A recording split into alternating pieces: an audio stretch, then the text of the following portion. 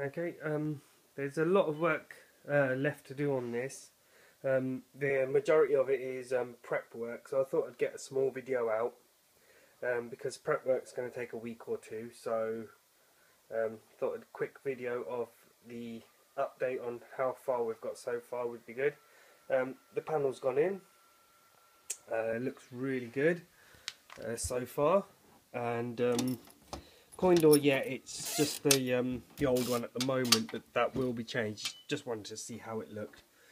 Also, got the light on today, so as you can see, I've cleaned up all the inside. The inside's really cleaned, better than it was before. That was all muddy, like that white stuff in the previous video that you can see. That was actually dried mud. Basically, about there, I think it was, flooded out the whole cab, and that was sort of mud from all the rainwater and all the rest of it. That's what was caked on here. The cloth was brown after I'd finished cleaning, but as you can see, it's cleaned up inside really nicely. The ISO power supply is going to come down. I don't want it there. In fact, you can see that seam going across there. That's going to be opened, so I'm going to open up that as a door. But yeah, so far so good. Another thing that I managed to do, originally I didn't point out, I didn't mention it, sorry, because I wasn't sure whether I could fix the problem simply, or whether it was a big long task of fixing it. So rather than mention it and then look like a plonker if I couldn't do it, I've managed to do it, so I'll tell you the whole story about that. Originally, this board, which was replaced, and the whole cab actually, was warped. This side was straight. It was coming nicely straight, butted up against there, everything, and it was really nice. This side had a problem. This side had moved out by about 5 mil away from the cab, and it curled down like that. So I wasn't sure how I was going to do that, but it managed to work. I've got no gap there, got no gap there. Control panel had major gapping as well. Have a look there. Just about get my nail in there, which is perfect amount of gap. Come here, same here, just about get my nail in there, perfect amount of gap.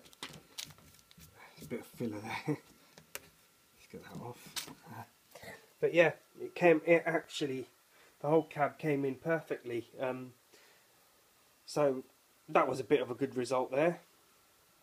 Also, I fixed this as well. The way I did that was I put the original one back on. That's there. Clamped it down.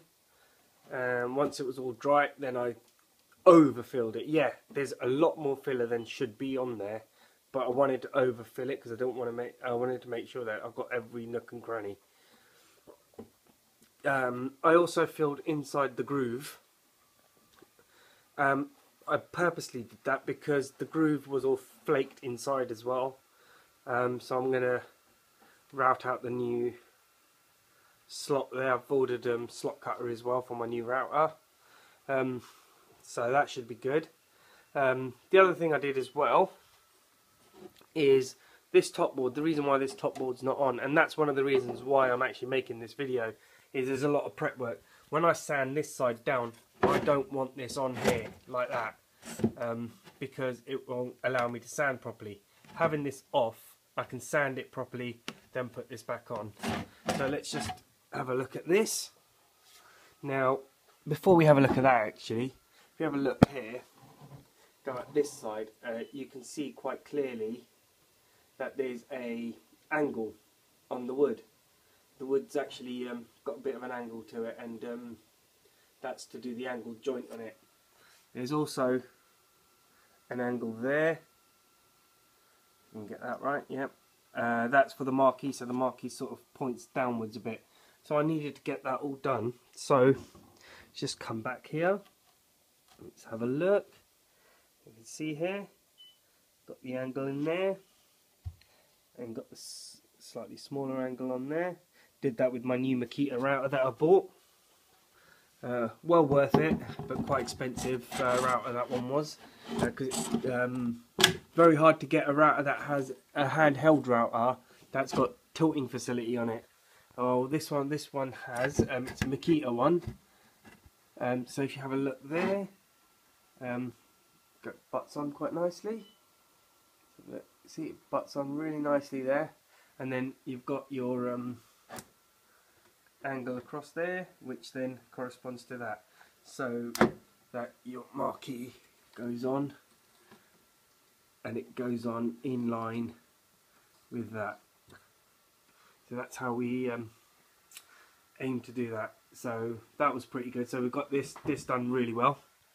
Another thing we talked about was this frame. I've got my light today so I can show you a lot better. But let's peel that back. That's just tore off. Look at that. Let's try and get a focus on it first. There we go. You can see there. See, that's just come off on the rubber. Then you got all of this. Let's see if I can. See, there you go. See, it's all powdering off and it's all blown and that. Just dig into it. You can literally just dig into it with your finger. And that's what basically the problem is with it. It's in really bad shape.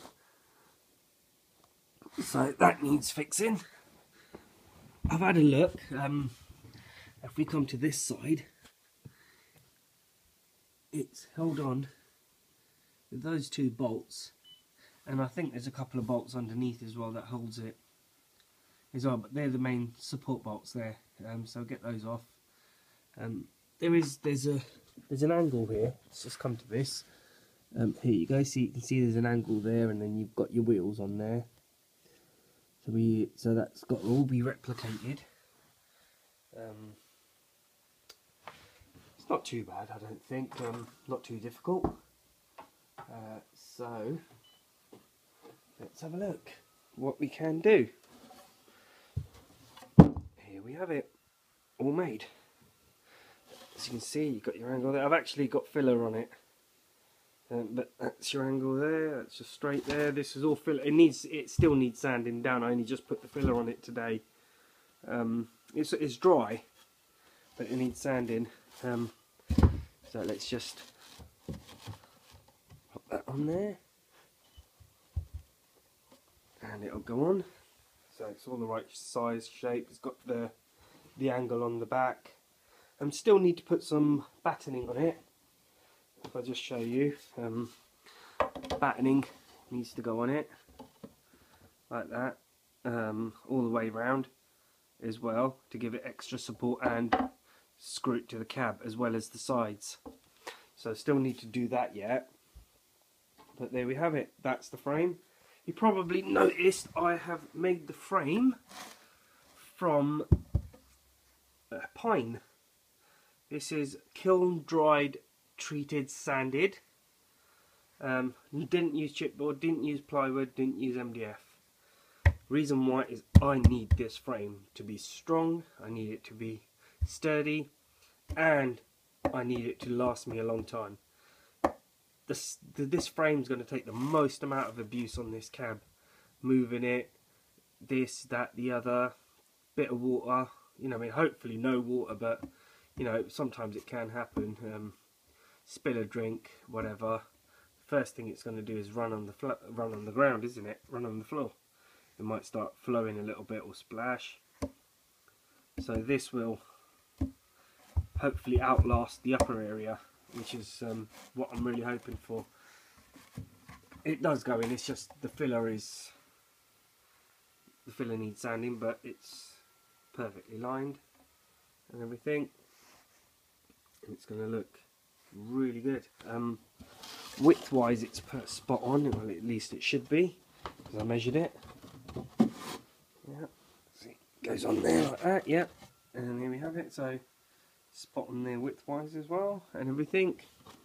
So that will go on. in the next sort of week or so. That's what I mean by all the prep work. So I need to sand all of this down, get the batten in on it, get it primed. I won't paint it yet, but I'll at least get it primed. Then it's going to go on. So it's a good week's worth. I need to take that off. Apparently that came from Electrocoin. That's not something that was put on afterwards. And you know, unlike this, that was put on afterwards. There was a metal plate there. But yeah, I've had a look at it from the inside.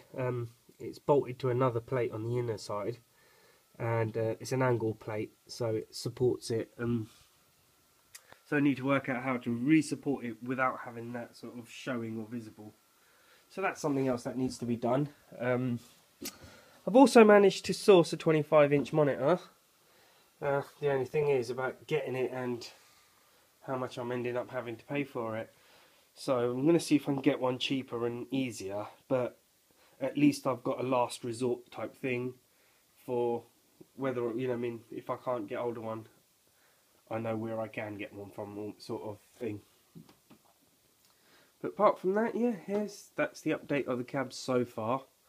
It's coming on really nicely, actually. I think there's not really much in it left really to do in structural work. There's small bits of structural work to do, but it's not major amounts. I do need to redo the back. I'm umming and ahhing about doing the back of it. See if I can get round the back somehow and show you what I'm talking about.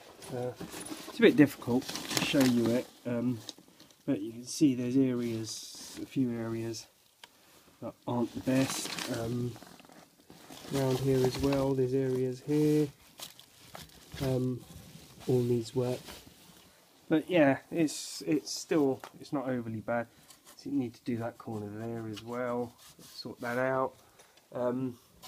Another thing that I do want to do is this here. That's the on and off switch. I don't like it there at all. So we'll fill that in, get that filled in, and we're going to bring the on and off switch to the back where it should be, as are all my other cabs. This one's another Electrocoin. This one's an Elite. It's on the back. My Pac-Man, it's on the back. In a nice, decent place, and that's what we're going to do with this one. In fact, I'll probably be able to show you it on this one where it is. Just get this out of the way. And it's, yeah, there we go. It's right there, and the button's underneath it. There's the button. Much better position for it, so we'll have it somewhere around the back there as well on this one once we're finished with it. But yeah, that's pretty much it so far. Part 3 will be a week or two away, while I while I prep all of this, prep the frame, get it all in. I'll probably, once I've prepped it, probably get this fitted in as well, get it into position, get all the bits and bobs done, get the filling, sanding all done. Then I'll do a video of it pre-paint or something, to show you the upgrade on that. Update on that, should I say. So there we have it. I hope you enjoyed the video. Hope you enjoyed this conversion build resto that I'm doing, and I hope you continue to follow it. Thank you very much.